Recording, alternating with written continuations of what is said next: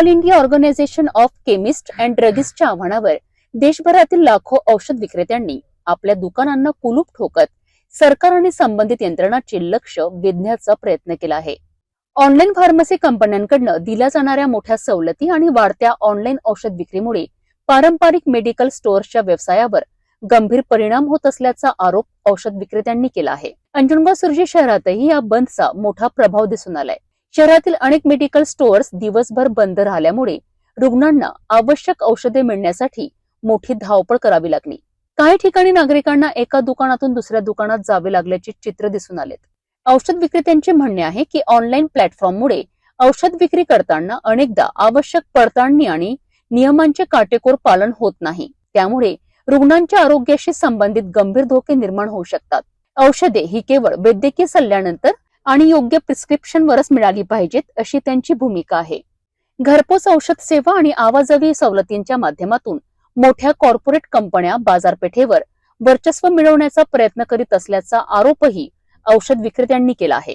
त्यामुळे छोट्या आणि मध्यम स्तरावरील मेडिकल व्यावसायिकांचे अस्तित्व धोक्यात आले असल्याचे ते सांगतात आहे. अलीकडच्या काळात AI आधारित प्रिस्क्रिप्शन आणि डिजिटल हेल्थ प्लॅटफॉर्मचा वापर वाढत असताना त्याबाबतही केमिस्टनी चिंता व्यक्त केली आहे.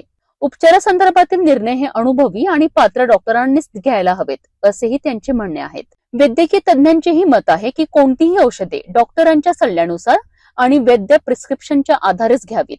चुकीची औषधे किंवा चुकीचा डोस रुग्णांच्या आरोग्याकरिता धोकादायक ठरू शकतो. या आंदोलनाद्वारे औषध विक्रेत्यांनी ऑनलाईन औषध विक्रीसाठी कठोर नियम लागू करावेत, अवाजवी सवलतींवर नियंत्रण आणावेत आणि रुग्णांच्या सुरक्षेला सर्वोच्च प्राधान्य द्यावेत अशी मागणी सरकारकडे केली आहे.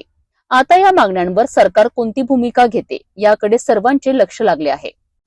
आमचं फक्त सर्वांचं एकच म्हणणं आहे की जे ऑनलाईन सध्या ऑनलाईनचं जे चालू आहे ते ऑनलाईन बंद झालं पाहिजे.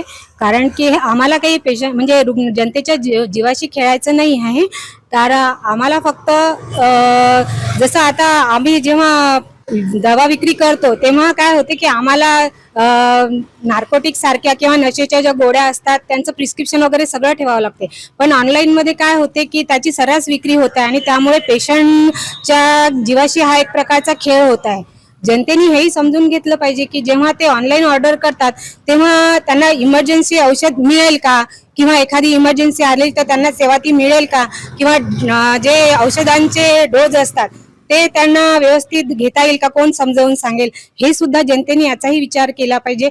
आणि आमची सर्वांची एकच मागणी की ऑनलाईन दवा विक्री ही थांबली पाहिजे. हे आंदोलन जनसामान्यासाठी असल्यामुळे त्याचप्रमाणे लोकहितासाठी असल्यामुळे हे आंदोलन सर्व स्तरावरून आम्हाला याच्यात सहभाग भेटत आहे. डॉक्टर असोसिएशन असेल, आमच्या व्यवसायाशी जे निगडीत लोक आहेत त्यांचा हिरारीने सहभाग आम्हाला मिळत आहे. त्यात जसे नागपूर IMAचं आम्हाला समर्थन मिळालेलं आहे, अमरावती डॉक्टर असोसिएशनचं समर्थन मिळालेलं आहे, वाशिमवरून, पुसदमधून अनेक ठिकाणावरून आमच्या आंदोलनाला पाठिंबा देत आहेत. त्यामुळे हे आंदोलन आणखी तीव्र न होता शासनाने ह्या मागण्या मान्य केल्या पाहिजे त्वरित आणि आमचं आंदोलन थांबवलं गेलं पाहिजे. अन्यथा हे आंदोलन तीव्र केलं जाईल.